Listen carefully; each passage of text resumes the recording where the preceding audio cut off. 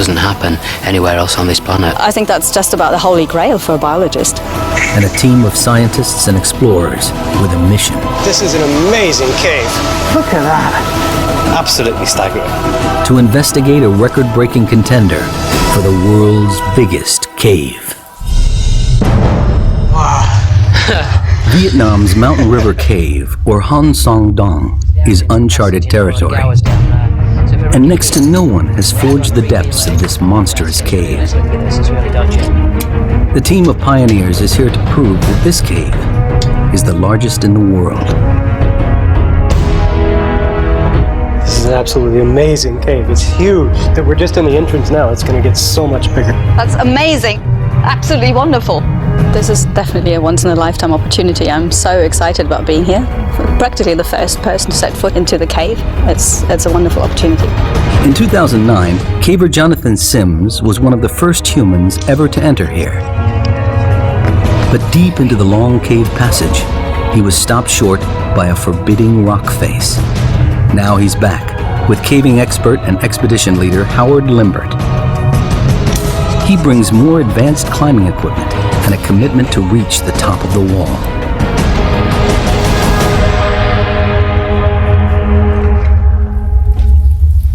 The expedition begins with a dangerous 328-foot rappel into the first massive cavern. British caver Howard Limbert has led 12 expeditions to Vietnam's limestone caves. This year's expedition into Mountain River Cave is especially dangerous because it's so remote. Anybody can fall, twist their ankle, break their ankle, that could happen. And if that happens, then we've got a rescue on our hands. Rope free, Annette! German zoologist Annette Becher is anxious to enter the unique underground world within. Scientific opportunity and a caving opportunity as well at the same time. It's fabulous. Daryl Granger is here to unravel the mysteries of Mountain River Cave. He's a world expert in cave geology. If this is the world's biggest cave, he wants to know how it grew to such record-breaking size. It's like no other cave I've ever been to. Southeast Asia is famous for its limestone geology, dating back 450 million years. Many large caves litter Vietnam, but here within Bàng National Park, Mountain River Cave is certainly the giant among caves.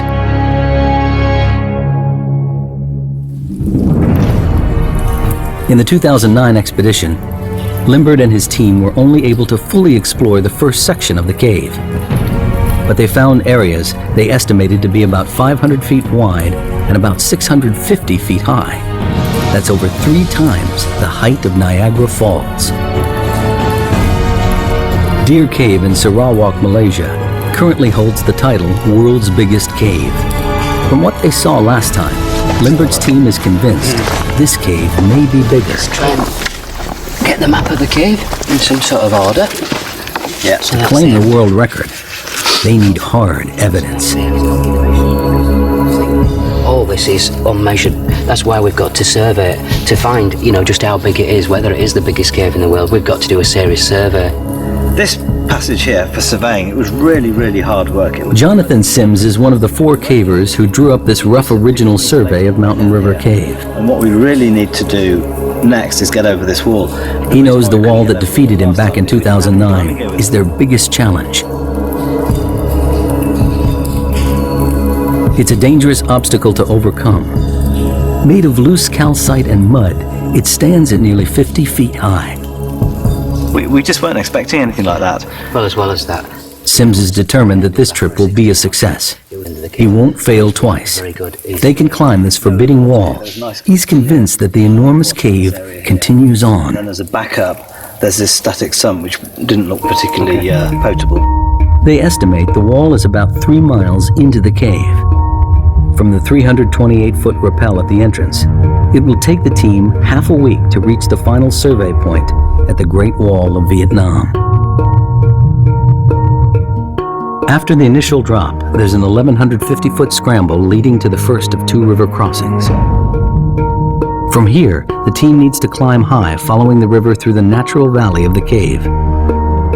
Then there's a descent down to a level sandy area and to the first of two dolines, collapsed holes in the cave's surface. The dolines and cave beyond are where Betcher hopes to find new life forms, and Granger, the secret of how the cave was formed. Then, through a narrow section, across the larger doline, and into the second camp. So far, the final part of the cave surveyed is the last quarter mile before the Great Wall of Vietnam. And then, it's into the unknown.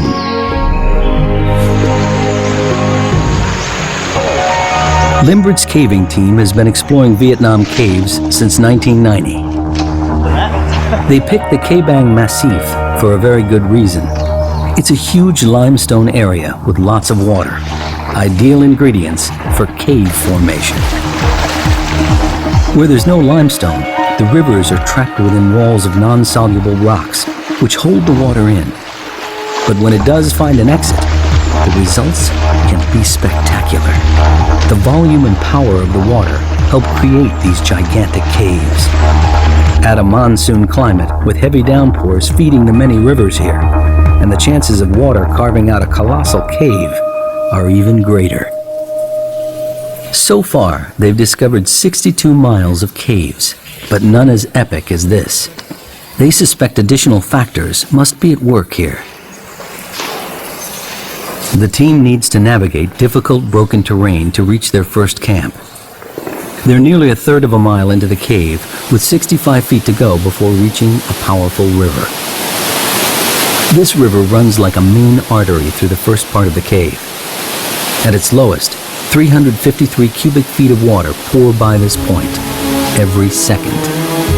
It carved this enormous cave, and the team will have to navigate it twice. What's that? Limbert leads the way. Oh, some evidence of a bit of water comes through here at times. Bit slippy on these. Yeah. Oh, I can see the river. Whoa! Look at this. This is our river crossing. Oh, then we're underwater. Yeah. Determined to move forward, they must cross the deep, threatening underground river. It's the last bit that looks a bit quick. So if I go up there and belay you, and then you can walk across there, and probably it looks like you've got to climb up in that crack there. A couple of bolts this side, a couple of bolts the other.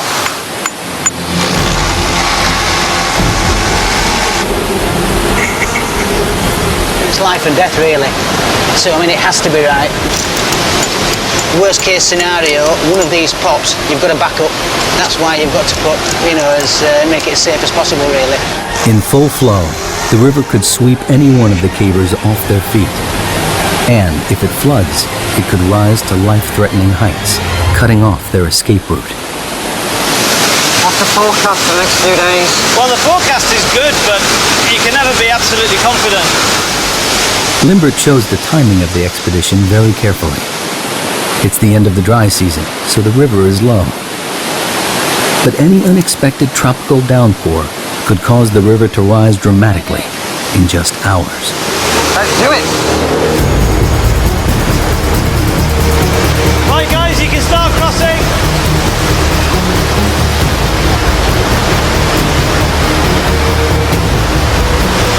Next one.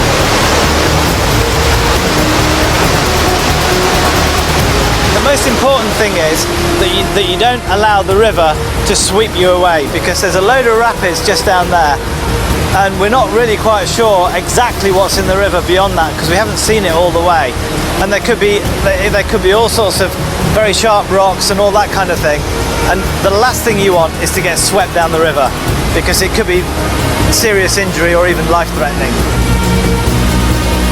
I'm actually quite nervous about river crossings because I'm quite a slight build, and I've been in flooding caves before where when you put your hands on something, your legs just get swept away from underneath you and you can't get them back down on to get footing. It is actually really, really dangerous.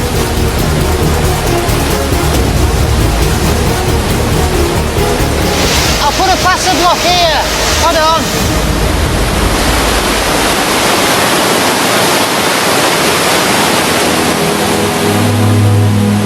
A major obstacle conquered.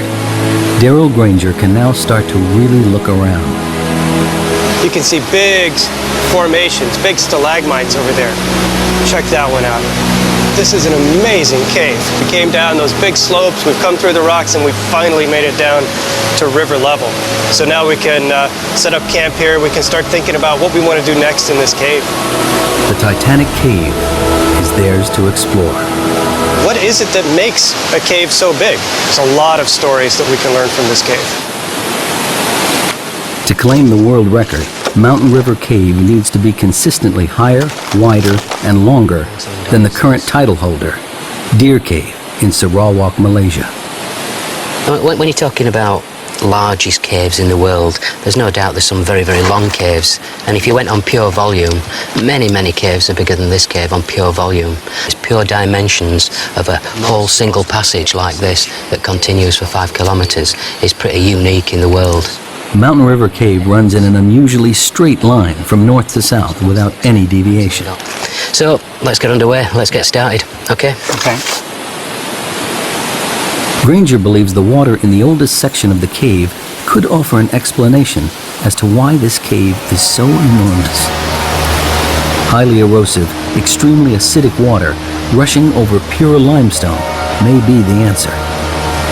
To confirm his theory, Granger needs to draw a sample. Okay, so right now I'm taking a pH measurement. I have a pH probe here. We have to leave it in the water for a little while to equilibrate. That'll tell us the pH of this water. pH levels range from 0 to 14. The lower the pH number, the stronger the acid. To be out of the ordinary, Granger is looking for a reading lower than 7, which is neutral. On the surface, tropical rainstorms flood the vegetation and seep down through the soil. Along the way, the water picks up carbon dioxide, which makes it acidic. High levels of acidity would make the water flowing into Mountain River Cave more effective at seeping its way through the rock. All right, so my pH should be finished now, and we have about pH 7.5. So that's pretty typical, maybe a little bit on the low side. The results of the test surprise Granger. The water here is not overly acidic. This can't be the explanation for the cave's epic size. There's something strange going on here, and finding the answer to this huge puzzle is his primary focus. Granger needs to dig deeper. The explanation could lie in the river's efficiency at eroding the limestone. To test this theory, he measures how much dissolved calcium carbonate there is in the water. This will tell him how much rock erodes daily. I'm going to add some acid in here until the liquid turns yellow. And then the way this kit works, I can just read off from the syringe how much calcite is in this water. One more drop. So now it's yellow. Okay, we've got it. We only have about 62 milligrams per liter. This means that every 1,000 gallons of water that passes by here carries 8 ounces of dissolved rock, about the size of a baseball each second. It sounds like a staggering amount, but for a cave of this size, it amounts to nothing. Like the pH level, the calcium carbonate result is ordinary and unexceptional. It's exactly the result a geologist might expect to find in any limestone cave river. These results don't help Granger understand why this cave is such a monster. The answers must lie deeper within the cave. Howard Limbert's team is a third of a mile into Mountain River Cave. They have food for 6 days, enough to get to the Great Wall of Vietnam and back. The team sets up camp. Rehydrating and replacing lost calories has to be carefully managed. Geomorphologist Dr. Hugh Nguyen and biologist Dr. Tai Nguyen of Hanoi University also join Limbert on the expedition. Hopefully the other porters will take all the other bags to our underground camp.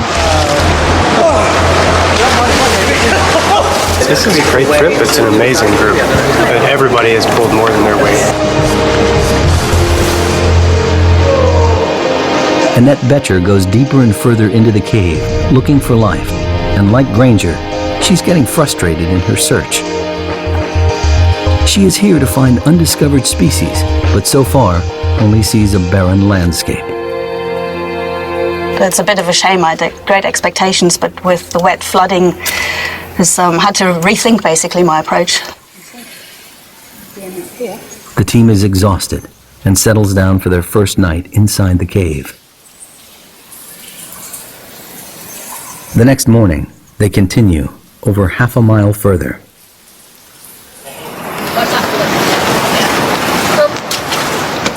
Daryl Granger has explored some of the largest caves in the world. But this one is about to reveal something he's never seen before. Deep in the heart of Mountain River Cave lie the magical and mysterious Dolines. Wow. Yeah.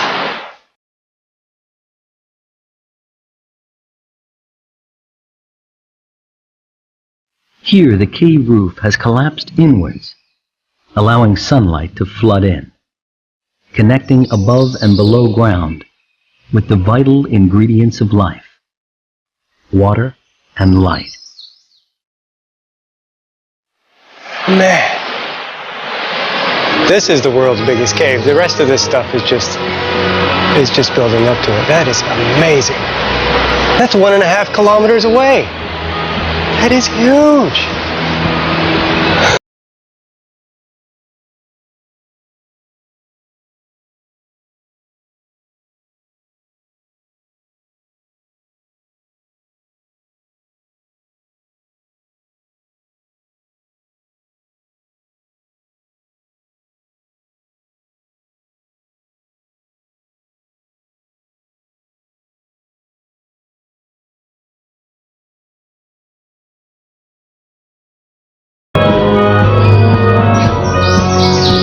Seeing the jungle, basically, in the middle of the caves is one of the most beautiful sights. It's just absolutely incredible. It's got to be one of the wonders of the world. It doesn't happen anywhere else on this planet. I think that's just about the holy grail for a biologist. For Granger, the Doline is an unexpected window into the structure of the limestone here. It's also a view of Mountain River Cave's Achilles heel. This is a good example of a special type of doline. This is a collapsed doline. So that happens when you have a cave passage and then the surface collapses into that cave. And it happened here because we have really thin beds. You can sort of see them on the back side of the wall, and they're just not strong enough to hold up this cave roof. At some point in the cave's past, the river ate away at the cave roof where the limestone beds are thinner. The river damaged the ceiling rock so much that eventually the roof collapsed. This collapse is known as cantilever failure. You can think about, theoretically at least, having a piece of rock sticking out like a diving board. You can only stick it out so far before it breaks off under its own weight. And that's exactly what happens. As you make the cave bigger and bigger, you're forcing basically a diving board of rock, a slab of rock to stick out and support its own weight. The limestone beds in this part of Vietnam are especially thick, with very few cracks or weak points. The river tunnels through this landscape, challenging the strength of pure limestone. And the Dolines brutally reveal the few places where the rock beds are thinner, weaker, but still divine. Here, open to the sun and the rain, life thrives.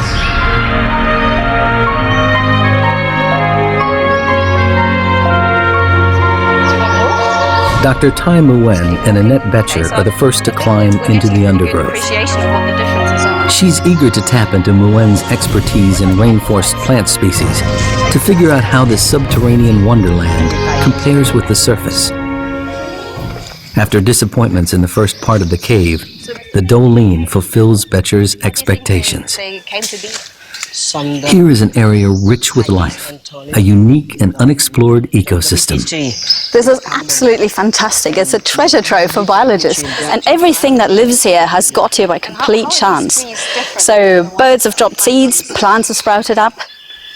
This species outside is evergreen. Okay. Just, Right. but here it's fall down the leaf in the winter, I think so. Okay, so you think And- it's evergreen outside, but Yes. it's deciduous in here. And so the young leaves are those, the red leaves? Are those young leaves? Okay, right. Betcher had hoped to find new species of plants evolved to flourish in this strange underground world. But Nguyen doesn't see examples of unique evolution. Instead, he thinks the plants in the Dolene are showing extreme adaptation. It's a process known to biologists as phenotypic plasticity. In particular in plants, their outer form is very variable. They can adapt themselves very much to their environment. So there could be two plants that are perfectly the same species, have the same DNA, but because they're in a different environment, they actually look quite different. That's the plasticity bit. So I think we're seeing an example of spectacular phenotypic plasticity. Unique adaptations appear throughout the Dolene.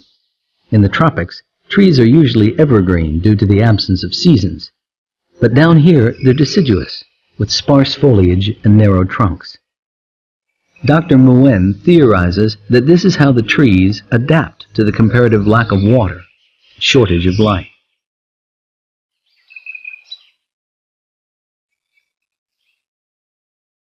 These steep Dolene walls enclose this mini jungle and act as a natural barrier to the outside world, trapping pockets of life deep within the cave.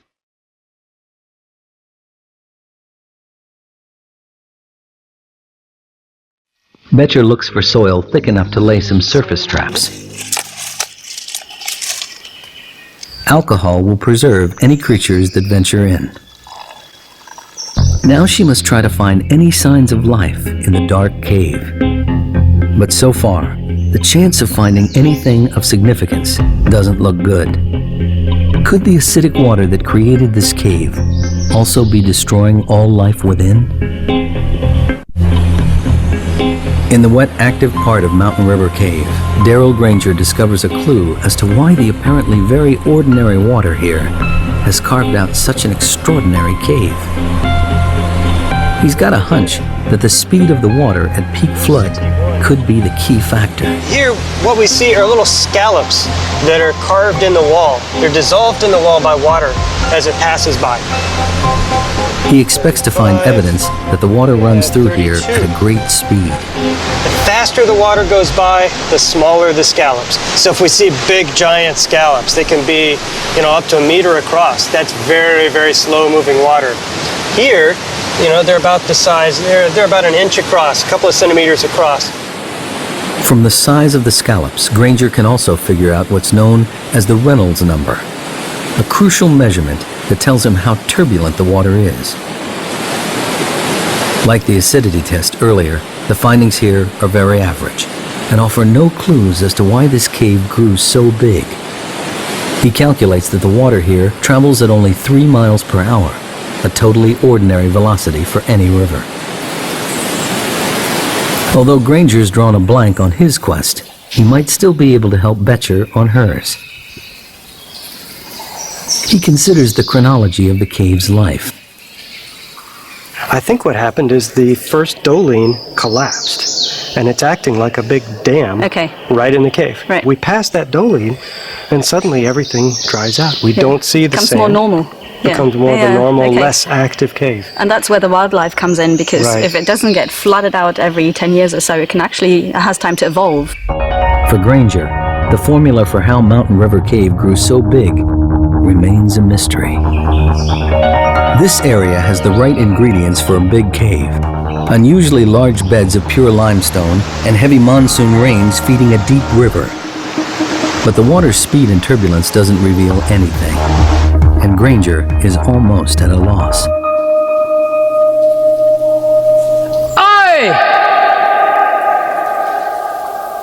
The surveying team looks for answers too.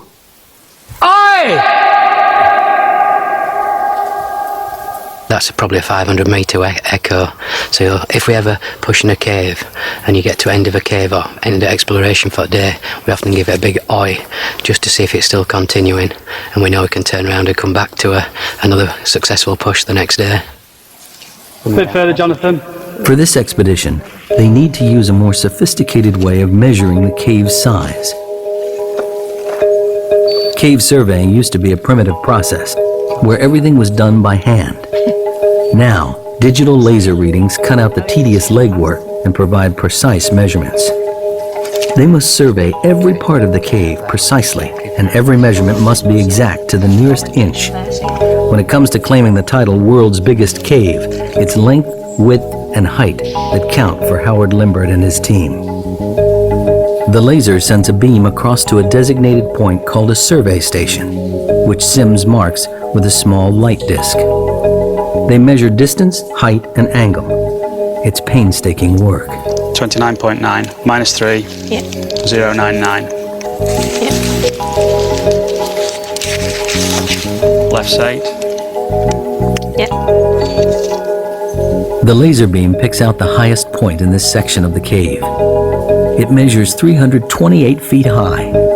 The Statue of Liberty could fit in here quite comfortably, with room to grow. The widest section surveyed so far is 338 feet across. This passage continues for another half mile. Enough room for a small plane to fly through, or even a whole display team. Very good. So if we go back to the original station, and then we get some legs straight down there. Okay. Can you shine your target? Shine on Limbert believes this cave is consistently longer and wider than Deer Cave, but he needs to find the highest area.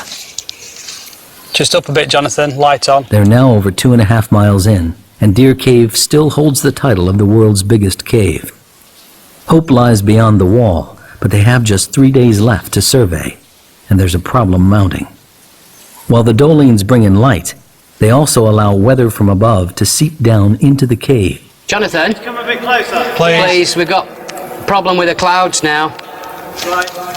It's extremely accurate if there's no cloud in the way, which there is in this case across the far side. So this is one thing that does make it difficult. One of the peculiar hazards of surveying in a cave this size. The poor visibility means the team must stop the survey. It's a paralyzing setback. They're running out of time to get to the end of the cave. Time is running out to survey Mountain River Cave. Howard Limbert makes a tough decision. He sends his 2 best climbers, Sweeney and Clark, ahead to set the rigging on the treacherous Great Wall of Vietnam, so the rest of the expedition can follow tomorrow.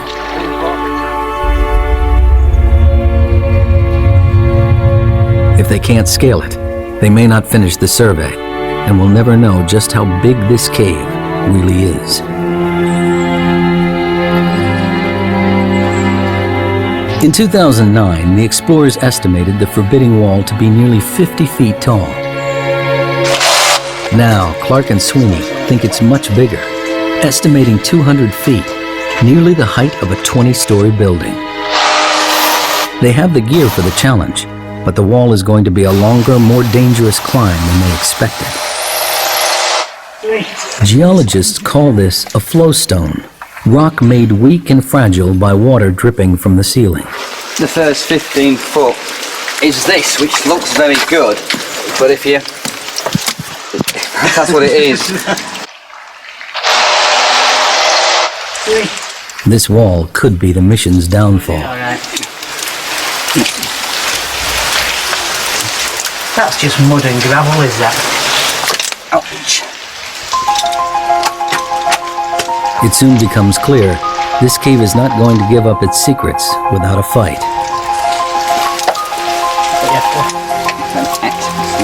It's just crumbling away. It's crumbling away. Sweeney and Clark have been building up to this for over a year. It's something that they're particularly interested in is climbing and climbing the wall. What we're climbing in is a very soft mud, calcite, and so normal bolts would just fall out. It's going to be a difficult and exhausting climb. Back at the camp, the extreme conditions are taking their toll, even on those who are not battling the wall. What can be quite difficult is just living in can be quite squalid conditions. You've got to keep things clean. It's very dirty at times. You're getting sand and dirt in everything, be it your caving equipment, all his clothes. Feet are a big problem because you're continuously wet or sweating or going through rivers. We often get what we believe is a fungal infection of the feet. Meanwhile, Annette Betcher's search for life continues.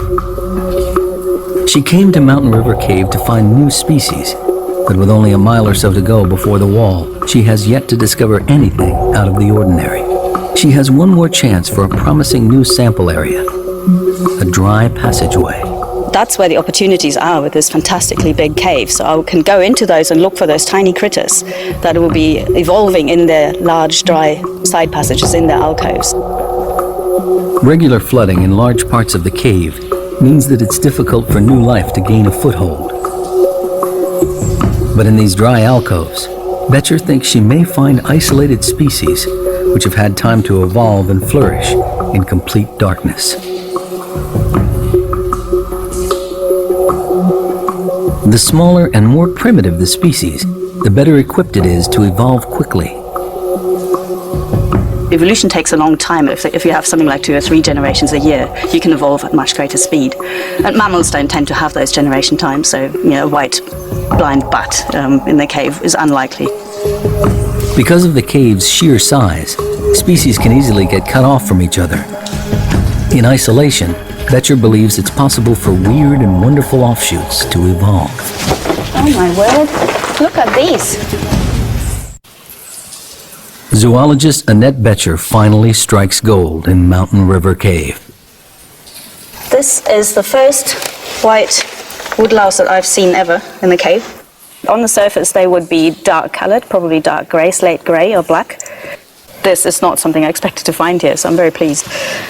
Come on. I'm almost 100% certain that this is a new species. And the reason being is that to have a new species you need isolation, geographical isolation, but this is a pretty isolated place.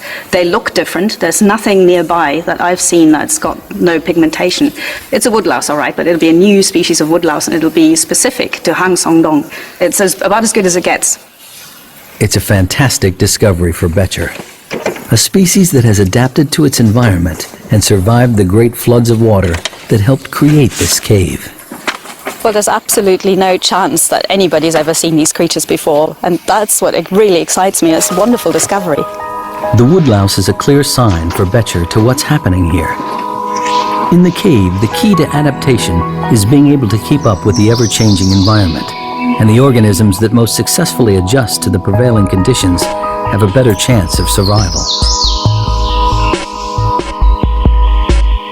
When I set off, I had actually fairly low expectations. So finding the white woodlouse is much better than I expected. I'm very excited about it. The woodlouse's evolutionary path has enabled them to survive and prosper in an environment never seen anywhere else. I would expect new cave species probably to be pigmentless, so looking white to us and be blind. I don't think that the woodlice we found are blind. They seem to have rudimentary eyes and they can certainly sense light. So they are adapted to the cave environment. They just haven't gone the full way yet. So there's room for them to evolve more. And the next step would probably for them to lose their eyesight. A once-in-a-lifetime breakthrough, Betcher discovers new life within the Dolene. A breakthrough in evolution attributed to the awesome scale of this lost world. Back at the camp, time is running out. Was that it? Yeah, all right. Climbers Sweeney and Clark continue in their battle to secure rigging on the wall and ready it for the rest of the team. You all right? If they don't succeed, the team can't complete a definitive survey.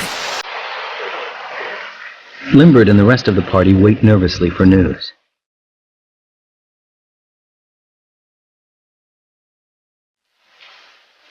As time runs short, Darrell Granger is convinced he's near to cracking the geological puzzle of why this cave is so large.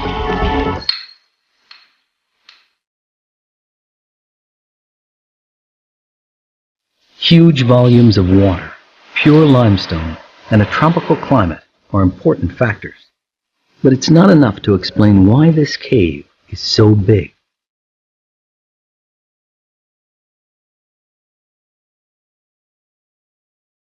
In a bid for answers, he returns to his maps of the region.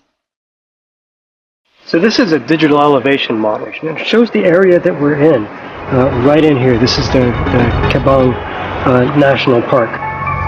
Granger suspects the critical evidence lies in the cave's geography.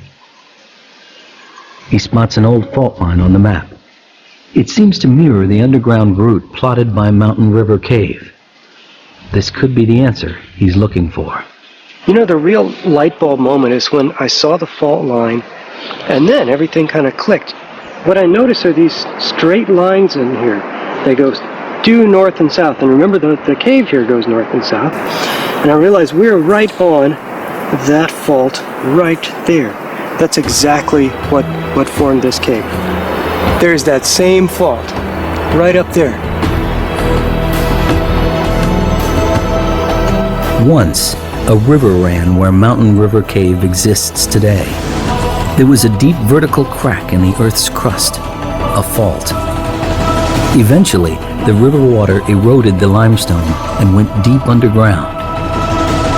Once the water filled the fault and found the exit, the river started to erode the rock along the crack, and a gigantic cave was born. But there's another key factor. The fault was narrow. When the water began to carve this mega cave millions of years ago, the narrow shape of the fault fortified the cave.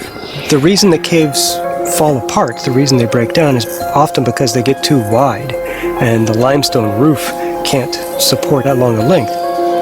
Here, the straitjacket of the geological fault restricts the cave's width, reducing the possible risk of collapse and allowing the cave to continue to grow in a straight line. The fault is very vertical, and that has also influenced the cave development and helped turn it into what's probably the world's biggest cave. And that's because the walls are perfectly vertical, or they're nearly vertical here, and so the cave is very, very tall. The 1,300-foot-high dolines show what happens when a cave weakens. Granger has every piece in place. Unusually thick pure limestone, a huge catchment area feeding a large river, an underground fault line, the right shape to contain a stable cave passage, and finally, a river on the limestone surface that made a cave at the first opportunity. A perfect formula to build a gigantic cave. The title of the world's biggest cave could rest on reaching the top of the Great Wall of Vietnam. But first, they need to know if Sweeney and Clark have managed to climb it. 2.5 miles in, Limbert finally gets the news he's been waiting for. His team has reached the top of the wall. The height or pitch is even more than anyone anticipated. Absolutely fantastic. The pitch is, well, we reckon it's something like 80 metres. We think we've used about 80 metres of rope. 80-metre pitch? 80 metres. 80 metres. Great news. Yeah, that's his main objective of this trip, is to get up that wall, and we've done it. This morning I was very doubtful we were going to do it. I thought we were going to be too tough, but they managed to get up. They've done a brilliant job. 80 metres is a big climb in those conditions. The good news brings speculation as to what lies beyond the wall. It's a long way. I'm not going to be surprised if that's the end of the cave. I know Howard thinks it's going to turn left. My inclination is it's going to go straight there and terminate. But, you know, that's what we're going to find out.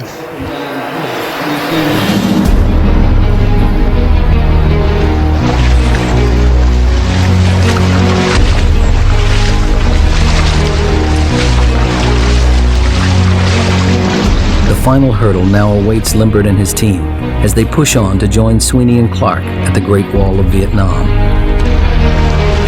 It took almost 2 days for those guys to bolt up there. It's very fragile rock, so you need to be very, very careful. They've done a great job.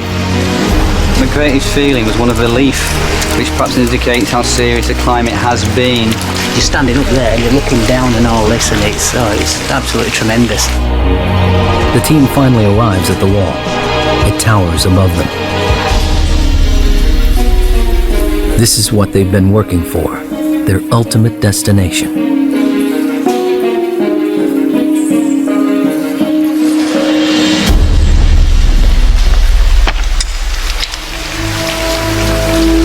Limbert and Jonathan Sims are looking for a section of the cave that beats the highest point in Deer Cave.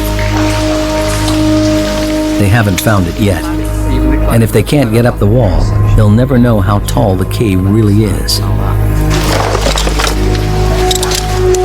It'll be very, very dangerous, so we'll have to be very, very cautious going up the wall. It's only for experienced cavers, really. Limbert makes a difficult decision. Only the surveying team will go up the wall. It's too dangerous for Granger and the film crew to follow. This is it. We're about to go up and push into the unknown, as they say. Who's going up first then? Sweeney.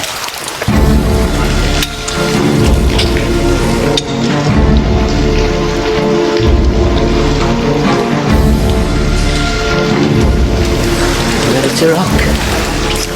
You just have to hold a bit of attention for the first bit like that. We're all on tenterhooks waiting to get over this wall to see what's next. The film crew rigs one of the cavers' helmets with a camera to record the climb. Okay, say it. Yeah, left of it, down centre of it. There you go.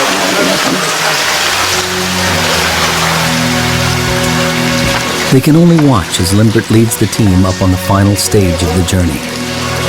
It's a whole team effort. I mean, it isn't just a few people going up a wall. It's the whole build-up. It's the sort of year of planning. It's all the prep. It's the porters. It's absolutely everything that gives a few people the chance to do something like this right at the end. The cavers attack the Great Wall.